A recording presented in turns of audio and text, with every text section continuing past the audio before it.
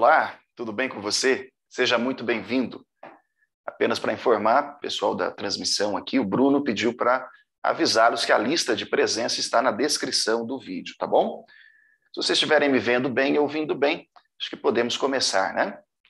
Muito bem, meu nome é Simon Hill, sou especialista em comunicação interpessoal e consultor de empresas, atuo também como coach, palestrante, e também sou escritor de alguns livros, entre eles A Arte de Influenciar Pessoas, que é o meu best-seller, já tem mais de 100 mil leitores desde a sua publicação, Habilidade com as Pessoas, Comunicação no Ambiente de Trabalho, mas o livro que dá base para essa nossa palestra é esse daqui, Os 5 Segredos das Grandes Equipes. Tá? Esse livro eu publiquei em 2013 e ele embasa, ele traz de maneira mais aprofundada esses 5 princípios para o trabalho em equipe que nós vamos compartilhar com você nessa Cipatma, tá bom? Olha que interessante, né? Eu vou pedir para você separar aí um bloco de notas e ir registrando esse conteúdo que a gente vai compartilhar com você daqui para frente, tá bom? Eu não sei se você sabe, mas todo tipo de conteúdo compartilhado, ele também funciona como uma espécie de vetor. Quando surgir a situação em que você precisa de fato daquele conteúdo, vai aparecer aí uma força contrária vetorizando a informação na sua cabeça, e aí sim você se lembra daquilo que você registrou lá no sistema límbico. Então não descarte, tá, a oportunidade de ir acompanhando o conteúdo e escrevendo com um papel na mão aí, com um bloco de notas, ainda que seja no próprio celular, se você assim preferir, tá bom? Essa nossa transmissão ela vai ficar gravada e depois você vai ter acesso a essa palestra também. O nosso tema, 5 princípios para o trabalho em equipe. Então vamos começar. Conta-se que certa vez um viajante, ele estava caminhando já por uma longa distância, há muito tempo, e ele encontrou uma pousada. Nessa pousada, ele resolveu passar a noite. Ele fez lá o seu check-in, e como ele estava muito cansado, ele disse para a recepcionista, olha, eu preciso retomar a minha viagem amanhã de manhã. Então, por favor, amanhã de manhã, 6 horas em ponto, eu gostaria que vocês me chamassem, tá bom? E aí a recepcionista, claro, já vou deixar anotado aqui para o senhor. E assim ela fez, ela deixou registrado que aquele hóspede queria ser acordado às 6 da manhã. No dia seguinte, 6 horas em ponto, o telefone do quarto toca, ele atende o telefone. Né? Ah, é aqui da recepção, o senhor pediu para acordá-lo às 6 horas, estamos cumprindo o nosso combinado. Aí falou, tá bom, muito obrigado. Colocou o telefone no gancho, virou para o canto e voltou a dormir. Você já sabe o que aconteceu, né? 11h30 da manhã ele acordou, desceu correndo na recepção do hotel e falou, por que vocês não me chamaram? E aí a recepcionista disse assim, não, mas eu liguei para o senhor. Agora, se o senhor voltou a dormir, já não é uma culpa nossa. Por que eu começo essa nossa palestra sobre os 5 princípios do trabalho em equipe, contando para você essa história? Estas palestras da Cipatma, que você vai ter essa semana, inclusive a minha, tem por finalidade provocar o quê? Um chamado, um despertar. É claro que você vai encontrar pontos que você pode começar a adotar na sua rotina, também vai encontrar pontos que você talvez tenha que cortar da sua rotina, mas no final das contas, ao final das palestras, ao final dessa semana especial, pode ser que você volte a fazer as coisas como antes. Aí já não é uma responsabilidade nossa. Nosso trabalho aqui é provocar esse despertar, tá bom? Então agora a gente pode falar de como que a gente vai fazer esse despertar. Quais são, Simon, os princípios para um trabalho em equipe eficiente, para um trabalho em equipe eficaz? Eu vou lhe pedir também um seguinte favor, tá? Vá anotando as suas dúvidas para que, ao final, né, eu vou abrir para perguntas e respostas, você mande a sua pergunta aí pelo chat, tá bom? O Bruno vai filtrar essas perguntas e depois eu vou respondê-las à medida do possível lá no finalzinho da nossa palestra. Agora sim, primeiro princípio, respeitar a hierarquia, trabalhar de maneira alinhada com a liderança. Simon, por que esse é um princípio de uma grande equipe? Certa vez, um grupo de pesquisadores norte-americanos reuniu, né, aquelas equipes de canoagem E aí eles fizeram o seguinte teste, pegaram equipes no mesmo nível de performance e disseram assim, olha, a gente vai fazer aqui uma pequena experiência. É claro que uma canoagem ficou como uma amostragem apenas, e a outra era o alvo do estudo, o alvo da pesquisa. O que eles fizeram? Naquele grupo de canoagem, era uma canoa com 4 participantes, eles combinaram com o primeiro remador o seguinte, falou, olha, em determinado ponto da competição, você rema mais devagar um pouquinho, que a gente quer observar o comportamento dos caras que estão atrás de você. E assim ele fez. Enquanto aquela primeira equipe, que era a equipe de análise, né, de comparação, continuou remando todos os 4 remadores com força total, aquela equipe, num determinado ponto, ao invés de remar com 4 remadores, passou a remar apenas com 3, porque o primeiro começou a fazer aquele corpo mole. Automaticamente, o segundo remador, aquele remador que estava atrás dele, assumiu a liderança e começou a imprimir o ritmo. Na segunda fase da pesquisa, eles fizeram o contrário. Avisaram para que o primeiro e o segundo remador fizessem um certo corpo mole, trabalhasse um pouquinho menos dedicado. O que você acha que aconteceu? O terceiro remador assumiu a frente. E eles fizeram isso com várias equipes para comprovar o seguinte: quando falta a presença de um líder forte, outra pessoa assume a liderança. Ou seja, toda equipe precisa de um líder, meu amigo. É muito simples. Você vai num restaurante, por exemplo, e você vai perceber lá, se o dono do restaurante não se impõe, vai ter um garçom lá que vai crescer, vai estufar o peito. A mesma coisa acontece aí na sua equipe, acontece aí no seu setor. Se a figura do líder não está bem clara, se o líder não assume o seu papel, alguém vai se sentir compungido, empurrado para assumir essa liderança. Então, olha que interessante. Trabalhar em harmonia com a hierarquia estabelecida, com a liderança definida, é fundamental para que uma equipe ela se consolide, ela consiga atingir um certo nível de performance desejado pela organização. Mas aí surge um problema. Nem sempre o líder está preparado para poder, de fato, exercer a liderança. Agora vamos usar, então, a definição do professor John Nystrom, da Universidade de Minnesota. Ele diz assim, olha, liderar é influenciar e apoiar outras pessoas para que elas busquem determinados objetivos. Vou repetir. Liderar é influenciar e apoiar outras pessoas para que elas busquem determinados objetivos. Muitos líderes batem cabeça no dia a dia, no operacional do dia a dia, porque eles se esquecem que o trabalho deles é exercer influência e apoio. Eu exerço influência quando eu preparo a minha equipe, quando eu dou orientação certa, quando eu dou feedback corretivo, quando eu dou feedback de orientação. E eu apoio a minha equipe quando eu estou presente para resolver aquelas coisas que fogem da alçada deles. Olha que interessante. Pense, por exemplo, que a liderança ela é como uma fonte de água termal. Se você já visitou a cidade de Poços de Caldas, sul de Minas Gerais, você já viu que essa cidade ela é permeada por fontes de água, água pura, água mineral.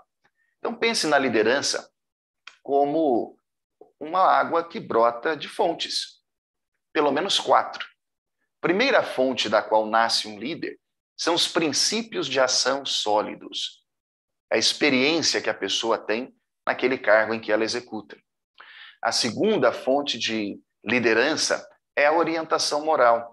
É quando o sujeito ele é exemplar, ele tem valores éticos e morais muito claros que o ajudam, de fato, a ser aquele sujeito bom exemplo. Eu sei que à medida que eu vou falando, você vai lembrando de alguém assim. A terceira fonte de liderança é a visão de futuro que o líder tem. A capacidade de planejar e concluir, começar e executar. E a quarta e última fonte de liderança que pode brotar no ambiente de trabalho, que pode nascer, por assim dizer, é a capacidade de influenciar os outros, criar consenso, criar acordos, gerar harmonia. Olha que interessante. Um líder, ele pode ser um líder por princípios de ação, tá certo? Lembra daquela merendeira da escola que mandava mais que a diretora? Por quê? Porque ela sabia como fazer as coisas. por orientação moral, aquele seu familiar, né? Aquele seu amigo, um gerente, aquela pessoa mais velha que é exemplar, ela sempre tem um bom conselho, sempre termina com uma palavra boa. Pode nascer da visão de futuro, que é essa capacidade de enxergar lá na frente, criar planos, executar, ou então dessa capacidade de resolver conflitos, harmonizar as coisas. O mais interessante é que quando a gente olha para um líder, normalmente a gente faz o quê dentro de uma equipe? Esse cara não pode ser líder, não, ele não sabe fazer nada. Opa, está faltando para ele princípio sólido. Às vezes ele é um excelente planejador e executor. Esse sujeito não sabe fazer nada, não, tranqueira. Às vezes está faltando orientação moral, mas o cara é ótimo em criar consenso. Às vezes está faltando para ele a capacidade de criar consenso, mas ele sabe executar o trabalho. Ele sabe trabalhar com um colega planejador. Então tome muito cuidado ao rejeitar um líder, às vezes porque ele não tem uma dessas 4 fontes bem estabelecidas. Às vezes a gente olha para o líder e fala, ele não é bom, mas a gente está olhando só com a lente da visão de futuro, ou só com a lente da orientação moral, só com a lente dos princípios sólidos, ou só pela habilidade de carisma que ele tem, ou não tem. Então lembre-se, o líder, dentro de uma equipe, ele tem que exercer influência e apoio. E ele pode fazer isso de acordo com essas 4 formas. Vamos falar do segundo princípio para que a equipe se dê bem, para que ela seja uma equipe de alta performance? O segundo princípio é trabalhar de acordo com o método de trabalho estabelecido. Todos nós, à medida que vamos desenvolvendo as nossas habilidades, acabamos por criar nossos vícios, nossas manias. E por mais que você seja competente, talentoso naquilo que você faz, é muito perigoso ceder às nossas manias e esquecer dos procedimentos, esquecer das estratégias. Toda empresa tem uma estratégia, no nível estratégico, tático e operacional. Muitas vezes as equipes vão estar nos níveis operacional e tático, mas elas também precisam seguir estratégias de trabalho que sejam eficazes, eficientes.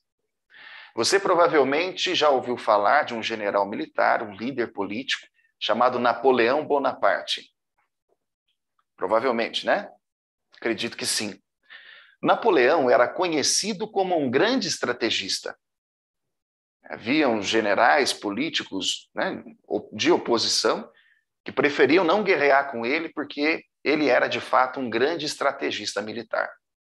E, curiosamente, a Batalha de Waterloo, que foi a batalha que encerrou a carreira política e militar de Napoleão, ele perdeu por um erro de estratégia.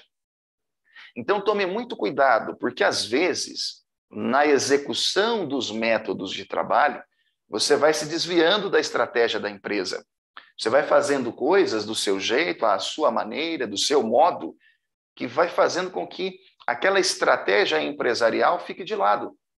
É como se as nossas ações em equipe fossem fazendo com que a empresa perdesse a identidade. Então, tome muito cuidado. Normalmente, aquilo em que a gente é bom é aquilo que a gente descuida. Não pode. São nessas coisas em que você é bom, que você manda muito bem, você tem que capitalizar a sua atenção para que você, de fato, possa exercer um trabalho em equipe que vai somar. O trabalho do líder dentro de uma equipe, conforme nós falamos, e agora vamos alinhar isso com a ideia de estratégia, não é dizer para o time como o time vai trabalhar. O papel do líder é apontar o resultado. Olha, nós precisamos entregar determinada tarefa em tal prazo. E a equipe determina o método de trabalho. Mas a minha equipe, Simon, eu concordo com isso, mas a minha equipe não está pronta, então está faltando treinamento. Porque o ideal é que a equipe trabalhe em autogestão, cada um sabendo o que fazer e seguindo aquele método de trabalho já estabelecido. Quando o líder não faz isso, né, quando ele é autoritário, ele aponta o método de trabalho, mas deixa a equipe no escuro, na verdade não é uma equipe, é um eu-equipe. O líder está trabalhando sozinho. O contrário também acontece. Quando o líder ele determina o resultado e determina a metodologia, há um desperdício de pessoas aí. Por quê? Porque ele está querendo decidir tudo sozinho. Isso não é trabalho em equipe. Agora, quando o líder ele não define a estratégia, também não aponta a direção, a equipe trabalha num estado de anarquia. Anarquia no sentido de que cada um tem as próprias leis. Aí já não é trabalho em equipe mais. Então, olha que interessante. Além de uma liderança presente, atuante, de nós respeitando o trabalho do líder, nós também precisamos de uma estratégia clara. Simon, você falou assim que a equipe precisa ter estratégia, uma estratégia que aponte o resultado e não determine o método, que a equipe tem que trabalhar em autogestão. Qual que é o primeiro passo para fazer isso? Na verdade, você pode dar 3 passos, mas vamos chamar esses passos de passos combinados. Pense, por exemplo, num tripé que segura a sua câmera. Pense aí. Qual que é a perna mais importante de um tripé? Você vai dizer assim, as 3, né? Porque se é um tripé, ele não vai ficar de pé com 2 pernas só. Para você saber como é e como tem sido a qualidade da sua estratégia, você também precisa de um tripé. Você precisa analisar 3 coisas. Primeiro, nível de qualidade. É possível fazer melhor o que eu já estou fazendo? Segunda perna do tripé, o custo. É possível fazer mais barato o que eu estou fazendo? Terceira perna do tripé, o tempo. É possível fazer mais rápido o que eu estou fazendo? Então, na execução da sua estratégia, dos seus métodos de trabalho, no seu dia a dia, faça para si mesmo essas 3 perguntas. Eu consigo fazer melhor? Você vai trabalhar na perna da qualidade. Segunda pergunta, eu consigo fazer isso aqui mais barato, economizando para a empresa? Eu consigo fazer isso mais rápido, gerando ganho de tempo também? Se você combinar essas 3 coisas, você vai executar a metodologia de trabalho cada vez melhor. Você vai ser aquele colaborador que melhora os processos, ao invés daquele colaborador que trava toda vez que o processo muda. Você vai ser esse gerador de mudança. Então, note, nós já falamos que o primeiro princípio é o princípio da liderança. Trabalhar em harmonia com o líder, respeitar a hierarquia. Segundo princípio, estratégia, metodologia de trabalho de acordo com os processos que a empresa definiu. Agora podemos falar do terceiro, né? Manter a boa comunicação.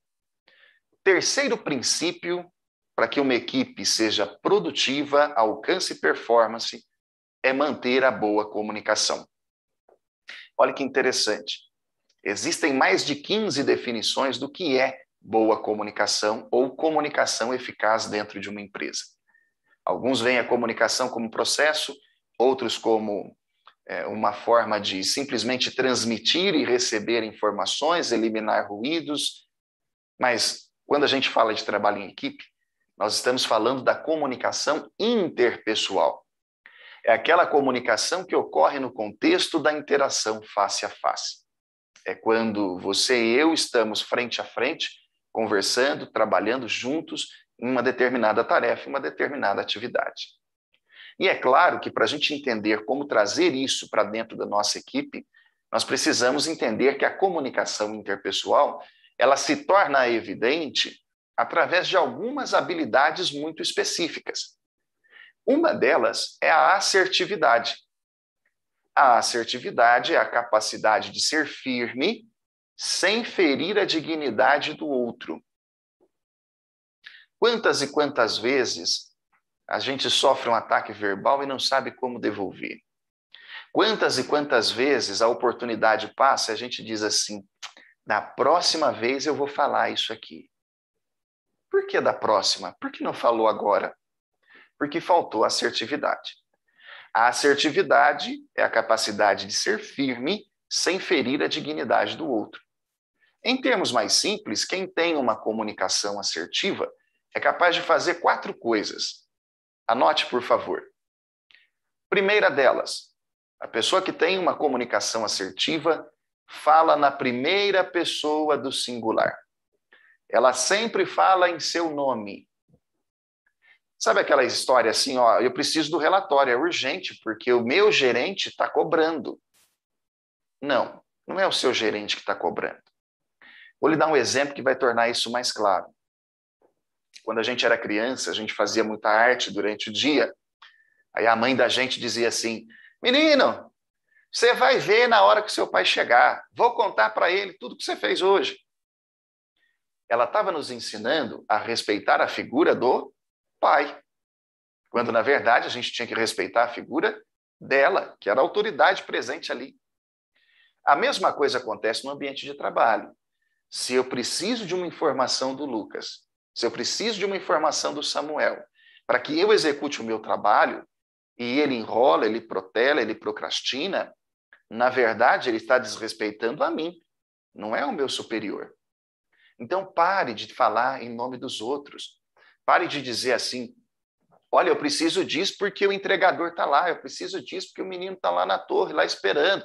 Não, você precisa porque precisa. E o outro tem que aprender a respeitar você. Então, fale na primeira pessoa do singular. Fale em seu nome. Fale em nome dos outros, não. Uma segunda coisa que a pessoa assertiva faz é falar de modo objetivo e direto. Se você já foi parado numa blitz alguma vez na sua vida, você provavelmente percebeu qual é a comunicação do guarda, né? O policial chega perto do carro e diz o quê? CNH e documento do veículo, por favor. Essa comunicação é tão clara, tão direta, que não fica dúvida do que você tem que fazer. Você entende automaticamente. Tirar o documento ali da carteira, entregar o documento do veículo e também entregar a sua carteira de habilitação. Se você já teve a oportunidade de presenciar um casamento no civil, né, como a gente diz lá no cartório, na frente do juiz, você percebe que o juiz ele para ali do lado, a assistente dele lê, né, o ato de conjunção ali do homem e da mulher, do casal que vai se casar ali, não é isso? E aí o juiz diz o quê? Pelo poder conferido a mim, eu os declaro casados. Ficou dúvida? Não. É exatamente isso. Tanto o policial quanto o juiz são figuras de autoridade. E figuras de autoridade são claras e diretas. Você quer que as pessoas respeitem a sua autoridade? Deixe de ser prolixo. Deixe de enrolar para falar. Fale de maneira clara e direta. Você vai perceber uma mudança nas pessoas. Nossa, mas parece que o Bruno agora está tão grosso. Não. É porque você se tornou claro e direto. E a maioria das pessoas não está habituada a uma comunicação clara e direta, mas elas vão te respeitar, isso eu garanto. Então, para evitar que você se torne uma pessoa amarga, grossa, mal educada, que fala na lata, a gente não está falando disso, tá? Nós estamos falando de assertividade. Para evitar isso, eu vou lhe dar uma dica, que na verdade é a terceira coisa que uma pessoa assertiva faz. Ela é respeitosa. Lembra daquelas 4 palavrinhas especiais que a gente ouvia lá no jardim de infância? Por favor, obrigado, com licença, me desculpe. Resgate isso no seu dia a dia. Volte a colocar isso na sua linguagem diária. Por favor, você pode me passar a caneta? Por favor, você me empresta o seu grampeador? Olha, está aqui, estou devolvendo para você, muito obrigado. Olha, eu vou pegar um café para mim, você gostaria que eu trouxesse um para você também? Gentileza. Uma pessoa assertiva, além de ser clara e direta, de falar em seu nome, ela consegue ser gentil, respeitosa. Eu sei que agora que eu falo essas coisas para você, você está lembrando de alguém que faz isso. Automaticamente você associou a figura da pessoa assertiva à pessoa competente. Todo assertivo é competente, porque ele faz o que lhe compete. Isso não tem nada a ver com fazer o que é certo, né?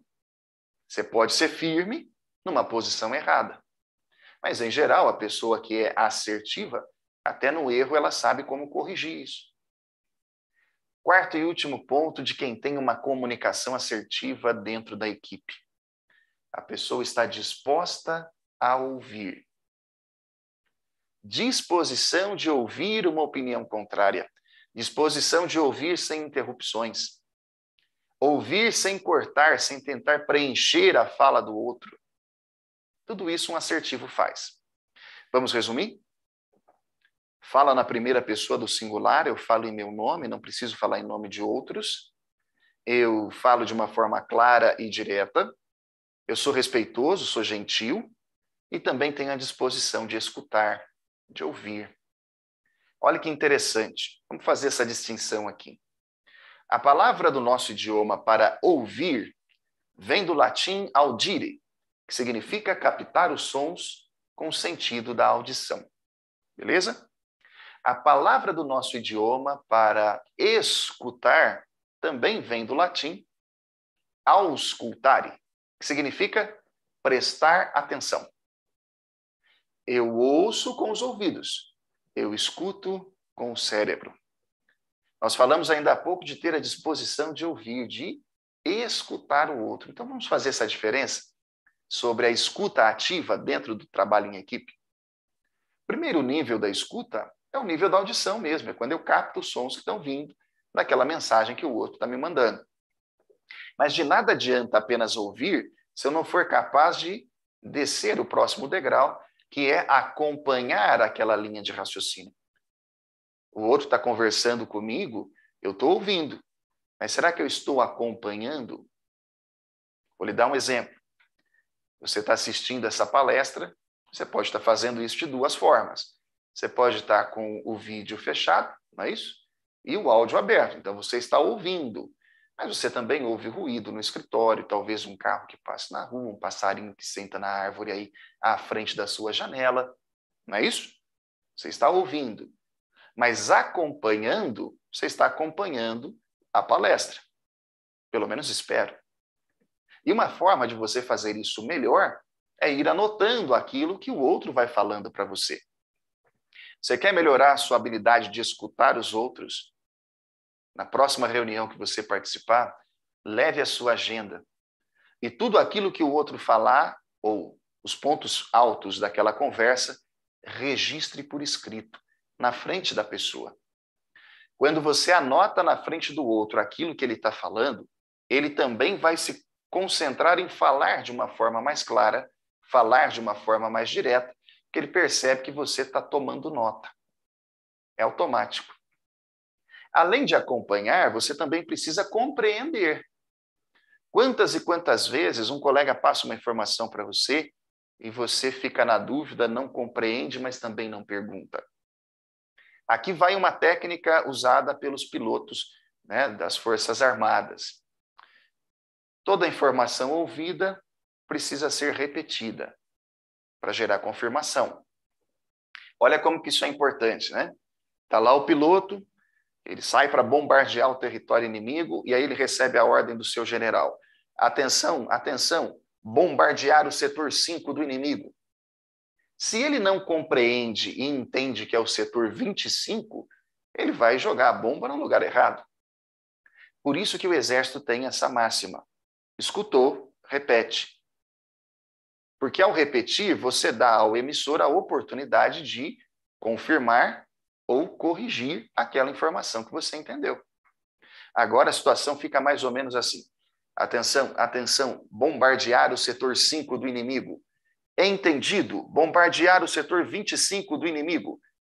Negativo, setor 5. Repito, 5. Ficou mais claro, né? Então, no seu dia a dia, quando você não compreender, repita. Isso vai melhorar drasticamente a sua capacidade de escuta. Você vai escutar até grama crescer agora. O quarto nível é o nível da reação. Não adianta, por exemplo, eu ouvir, acompanhar, compreender e não esboçar uma reação. Não deixar o outro saber que eu entendi aquela mensagem que ele passou, que eu entendi o pedido dele. Se você que está assistindo a essa palestra tem um cachorrinho em casa, você já teve a sensação que o seu cachorro te entende, né? Não teve essa sensação? Você chega no final do dia, ele vai até você, e aí ele balança a cabeça e faz um... Ele não está entendendo nada do que você está falando, mas você tem o sentimento de que ele entende. Por quê? Porque ele esboçou uma reação. Ele reagiu a você, de alguma forma. Então, quando você ouvir, acompanhar, compreender, reaja. Pode ser uma expressão onomatopeica. Ah, ó. Demonstre algum tipo de reação para que o outro continue falando, ou então para que o outro entenda que você entendeu e possa fazer também o trabalho dele. O quinto e último degrau da escuta ativa é lembrar. É lembrar. Imagine que daqui a alguns tempos você vai poder assistir o show ao vivo do seu cantor favorito.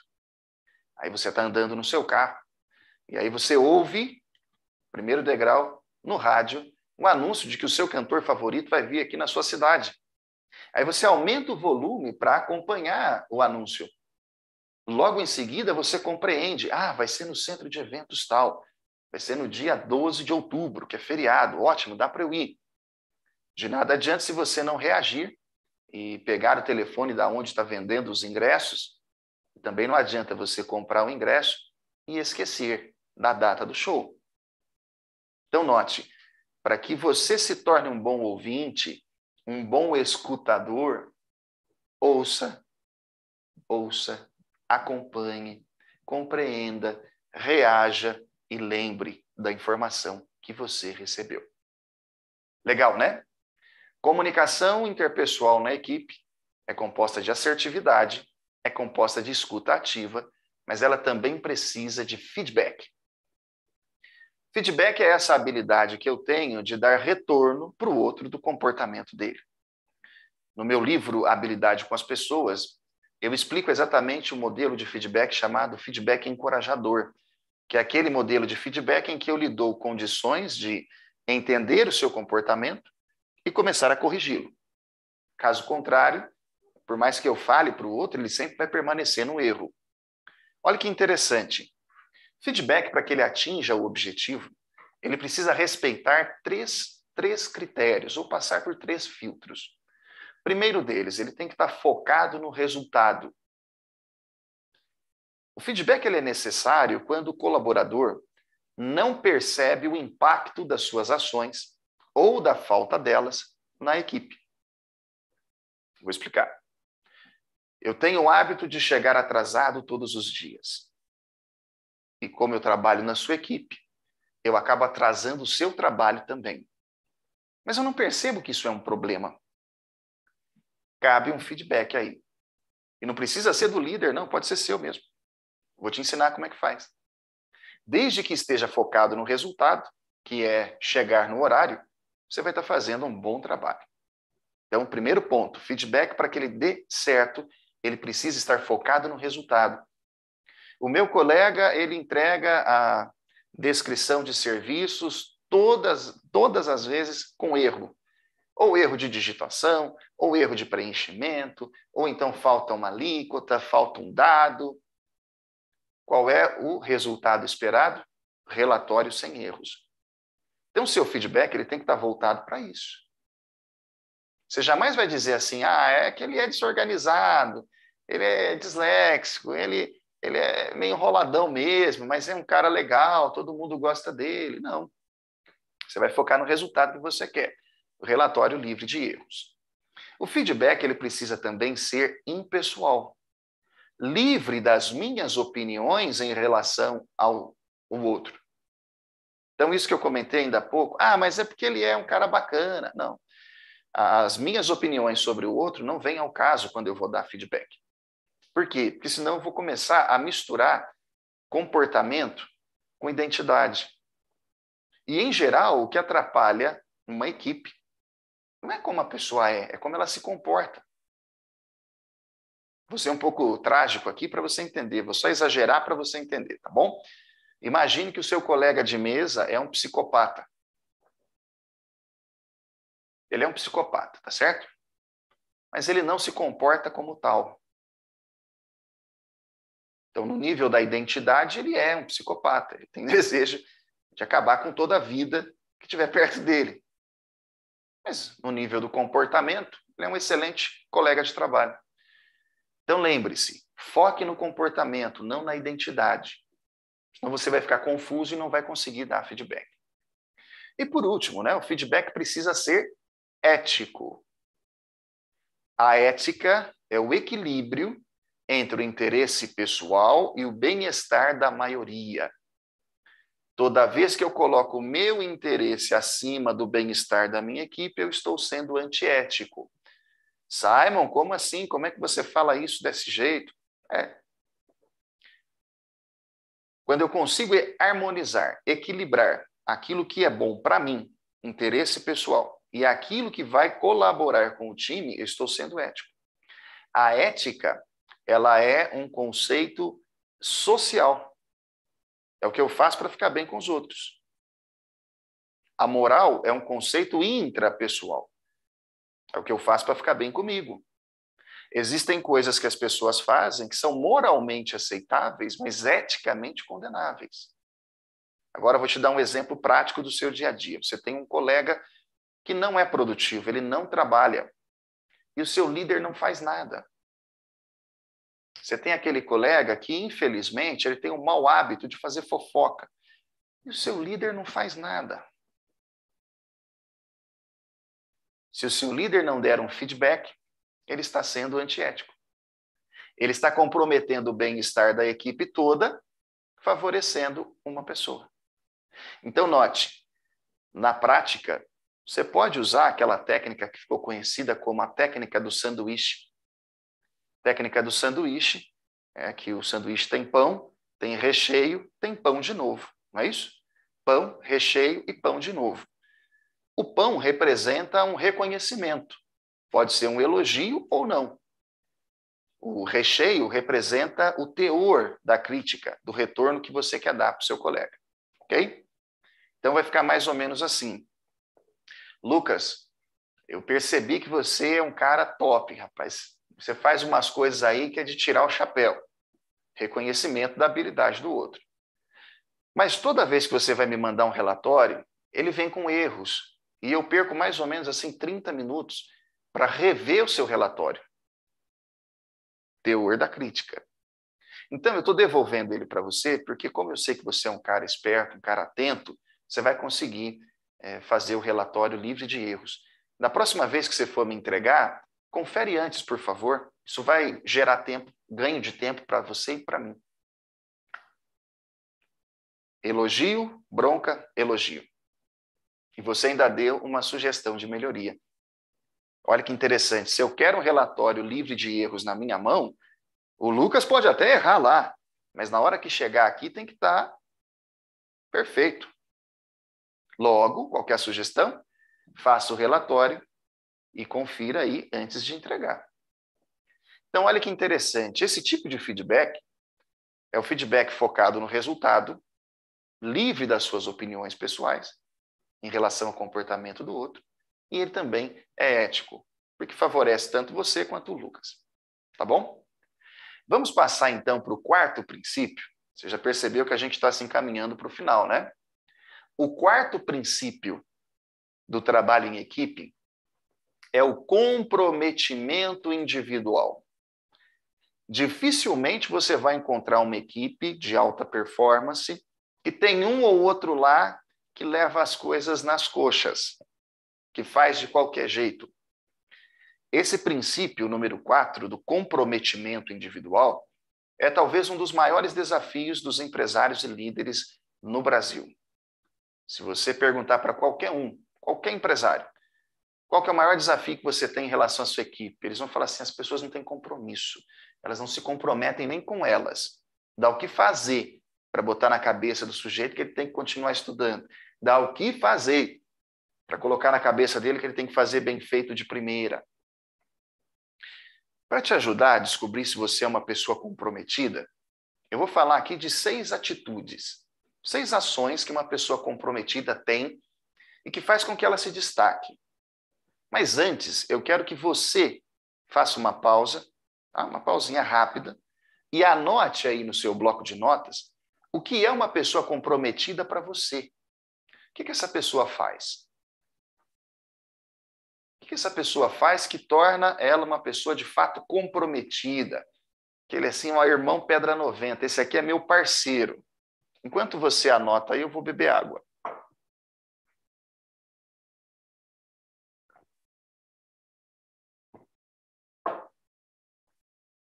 Bom, vou assumir que você já escreveu aí o que uma pessoa comprometida faz. Agora eu vou dizer para você o que as pesquisas mostram em relação a isso. E aí você compara, tá bom? Uma pessoa comprometida, ela oferece ajuda. Se eu percebo que o Samuel está atarefado, cheio de coisa para fazer, e eu conseguir aqui uns 5 minutinhos, ou talvez essa tarefa que eu estou fazendo não é uma prioridade, eu posso deixá-la para amanhã e vou desafogar o meu colega, chega lá e dizer assim, Samuel, o que você precisa? Está precisando de ajuda? Uma pessoa comprometida oferece ajuda. Por quê? Porque o compromisso dela é com a equipe, é com a empresa, é com o resultado, não é com o próprio ego. Uma segunda coisa que uma pessoa comprometida faz, ela tem interesse. Você nunca vai precisar mandar um comprometido estudar. Ele enfrenta um desafio, o que ele faz? Ele pesquisa sozinho e traz a resposta. Ele não sabe fazer, mas ele sabe quem sabe, então ele corre atrás. Ele tem interesse. Ele estuda, ele pesquisa, ele traz soluções, ele participa. É engraçado que tem gente que vai em reunião de empresa e fica lá caladinho, fazendo de conta que não está ali, como uma coruja. Participe das próximas reuniões. Demonstre interesse no assunto. Demonstre interesse naquela ideia que o colega deu. Você vai perceber que você vai começar a ser visto como uma pessoa com quem se pode contar. É isso que é um comprometido. Uma terceira coisa que a pessoa comprometida faz. Ela toma a frente. Ela tem iniciativa.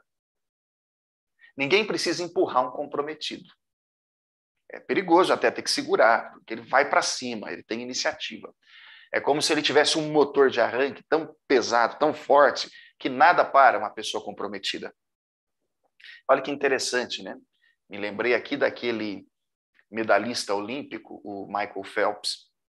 Michael Phelps, de 2000 a 2008, que foi quando ele ganhou aquelas medalhas de ouro na Olimpíada de Pequim, ele treinou todos os dias, veja bem, ele treinou todos os dias, das 6 da manhã às 6 da tarde, fazia uma pausa de 1 hora para o horário do almoço.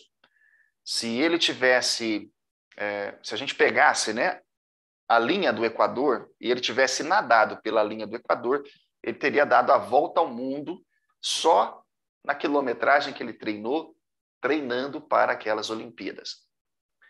Um detalhe interessante disso é que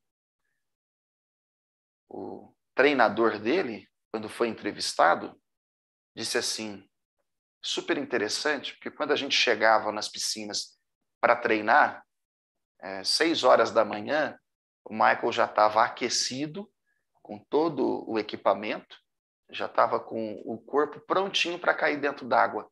Eu só precisava apertar o cronômetro. Isso é ter iniciativa. Será que as pessoas precisam ficar te lembrando, por exemplo, das coisas que você ficou de entregar e não entregou? As pessoas precisam te lembrar que você precisa usar EPI? As pessoas precisam te lembrar que quando você está subindo num poste lá, tem que colocar a cinta, o capacete? Tenha iniciativa de fazer as coisas, não espere os outros te cobrar, tá bom? Uma pessoa comprometida, ela também é rápida, ela age. Tem gente que até age, mas age de maneira meio lenta. Isso atrapalha no comprometimento. Simon, como assim? A pessoa que é meio lenta, ela deixa as oportunidades passarem. E o próximo passo aí, ou a próxima atitude de uma pessoa comprometida, é que o comprometido agarra a oportunidade. Qual foi a última oportunidade que você abraçou? E abraçou rapidamente. Te deram a oportunidade de gerenciar um projeto? Como é que você trabalhou nesse projeto? Se agarrou como uma oportunidade de aprendizado? É importante a gente dizer isso pelo seguinte, olha, Você pode enxergar o seu trabalho de duas formas. Você pode enxergar o seu trabalho como uma forma da empresa te dar assistência, ou você pode enxergar o seu trabalho como uma fonte de oportunidade para você ser útil. Uma pessoa comprometida, ela enxerga o trabalho que ela tem de 8 às 18 como uma oportunidade de ser útil, produtivo para a sociedade. Nunca como uma fonte de renda que alguém tem que me assistir, tem que me dar aqui uma chance. Não. Você tem uma oportunidade de ser produtivo. Então, agarre essa oportunidade. E, por último, uma pessoa comprometida não é teimosa. Vou repetir para você os 6 antes de falar de teimosia, tá? Oferece ajuda, tem interesse, é uma pessoa que toma a frente, tem iniciativa, uma pessoa que é rápida, que age, agarra as oportunidades e não é teimosa. Quando eu me formei em filosofia, eu tive um professor que detestava a palavra burro. Ele dizia que a gente não podia usar a palavra burro em lugar nenhum, nem na escola, nem na família, nem em lugar nenhum. Como se a palavra burro fizesse o sujeito ficar menos inteligente. Mas um dia, tomando um café com ele, eu disse para ele assim, você já foi nas roças, assim, na entrada de uma fazenda? Aí falou, já. Eu falei assim, por que tem aquele negócio de ferro, assim, intercalado? Aí ele falou, chama mata-burro aquilo. Eu falei, sabe por que chama mata-burro? E não mata-cavalo, não mata-boi? Aí ele falou, não sei. Ele ficou curioso. Aí eu expliquei para ele por que chama mata-burro. Olha que engraçado, o cavalo, quando ele chega na frente da porteira e tem um mata-burro, ele para. O boi ou a vaca vê o mata-burro, eles passam dentro da água, ou então pula. O burro não. O burro ele insiste em passar no mata-burro, e aí ele quebra a pata, e aí quebrando a pata tem que sacrificar o animal. Ou seja, quando a gente se refere a uma burrice de alguém, a gente está falando que essa pessoa foi teimosa no erro. Não seja teimoso. Se você percebeu que determinada conduta precisa ser corrigida, corrija. Se você percebeu que você tem um comportamento que não está sendo legal para você mesmo, está gerando conflito na equipe, está gerando problema para você, corrija. Se você percebeu que precisa fazer uma mudança na família, faça. Não seja teimoso. Quando você se lembrar daquele primo seu que tem muito de potencial, putz, o cara tem potencial, tem oportunidade, mas ele é muito burro, ele é teimoso. Agora, quando você se lembrar dele, você já vai lembrar do mata-burro, né? A gente se refere aos outros assim, mas na verdade a gente tem que falar que essa pessoa é teimosa. Uma pessoa comprometida não é teimosa. Ela não tem comprometimento com o erro. Se ela precisa se corrigir, ela se corrige. Olha que interessante. Princípio número 1 de uma equipe, liderança. Trabalhar com a liderança. Se você é líder, assumir a liderança. Segundo princípio, uma estratégia vinculada a métodos de trabalho. Você respeitar os métodos de trabalho. Terceiro princípio, manter a boa comunicação, assertividade, escuta, feedback. Isso ajuda o outro a melhorar, a crescer. Quarto princípio, ser comprometido. Comprometimento pessoal é tudo. Quinto e último princípio do trabalho em equipe, buscar a sinergia. Todo trabalho que beneficia mais pessoas do que apenas os envolvidos é um trabalho feito com sinergia. Essa é a definição mais simples para você entender, né? Se eu tenho aí no meu setor 8 pessoas e essas 8 pessoas fazem o trabalho de 10, as 8 estão trabalhando em sinergia. Se eu preciso de 10 pessoas para fazer o trabalho de 8, o setor está perdendo 2 pessoas aí. É um custo que não era necessário. Se eu tenho uma equipe de 8 para fazer o trabalho de 6, é a mesma coisa. Agora, se eu tenho uma equipe de 8 que faz o trabalho de 8, a equipe está empatando. Não há aí um resultado sinérgico. Para que haja sinergia, é fundamental que não hajam conflitos dentro de uma equipe. Por quê? Porque o conflito vai dispersar a energia do grupo. Simon, como é que se geram conflitos dentro de uma equipe? Quando eu reclamo demais, por exemplo. Eu trabalhei junto a um senhor e um belo dia ele passou assim, um senhor muito gente boa. Ele era um gerente operacional lá. Ele passou perto da minha mesa e aí eu falei, ô, seu Dito, eu queria ser como o senhor não reclama de nada. Aí ele falou assim, você que não sabe, eu reclamo sim, mas reclamação só sobe, nunca desce.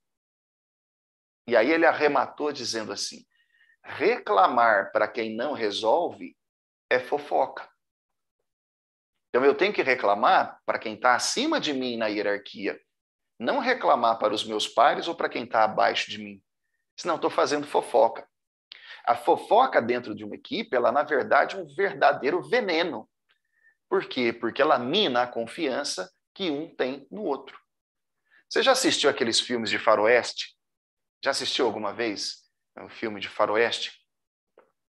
Normalmente aqueles filmes têm um enredo muito parecido, né? O roteiro é sempre o mesmo.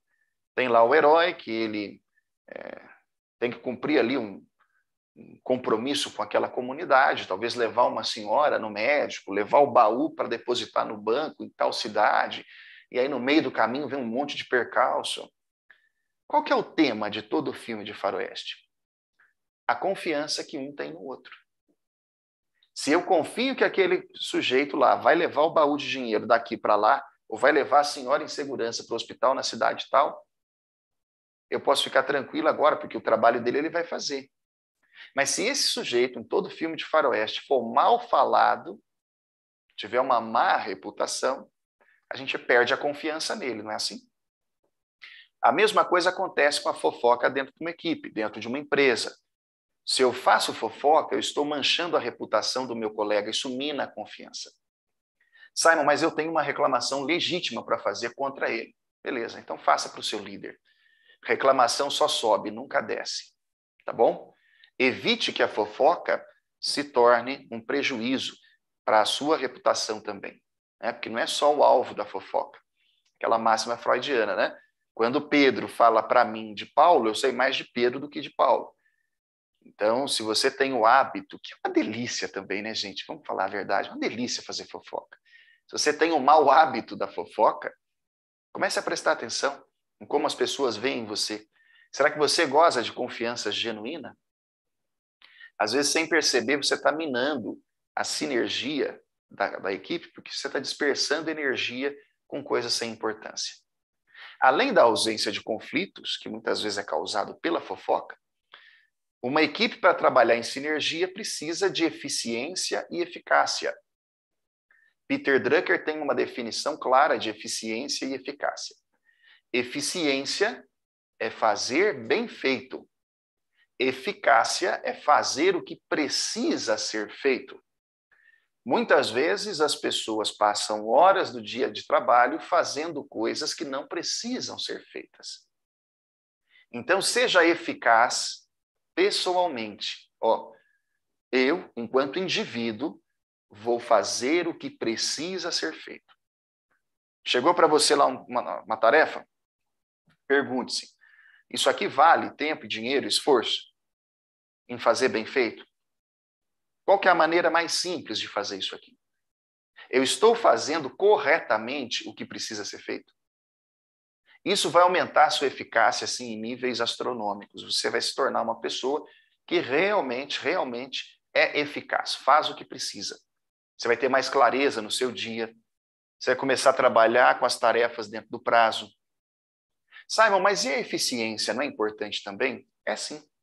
Mas ela só acontece quando cada membro da equipe é eficaz. Aí o João é eficaz, a Maria também, a Ana também, a Paula também. Quando todo mundo faz o que precisa ser feito, a eficiência vira um valor conjunto daquele time. Quantas vezes você já viu, né? Exemplo muito claro aqui do futebol, por exemplo.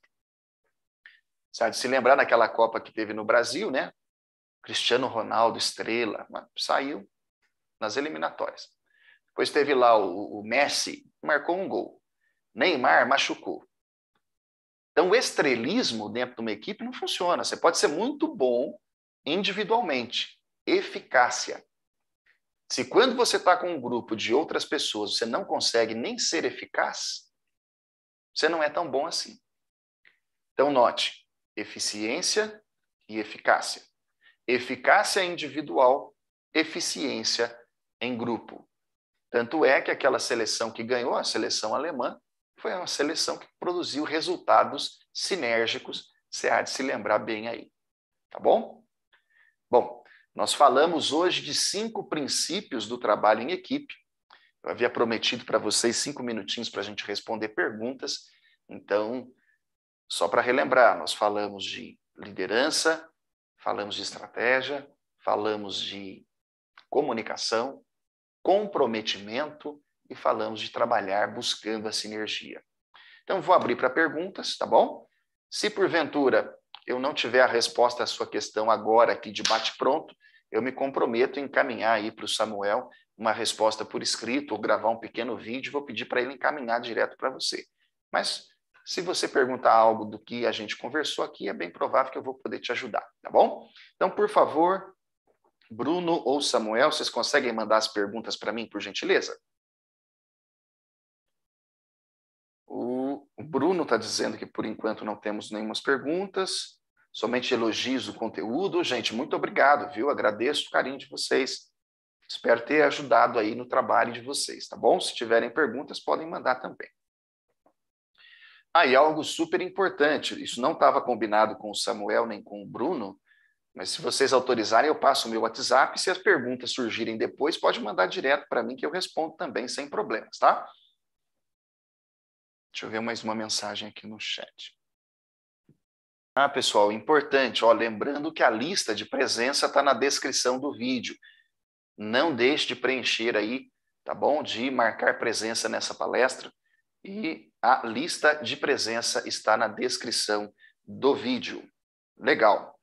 Meus caros, então, como vocês não têm nenhuma pergunta aqui no momento, reforço, se as perguntas surgirem, você pode enviá-las para DDD 359 8886 2679.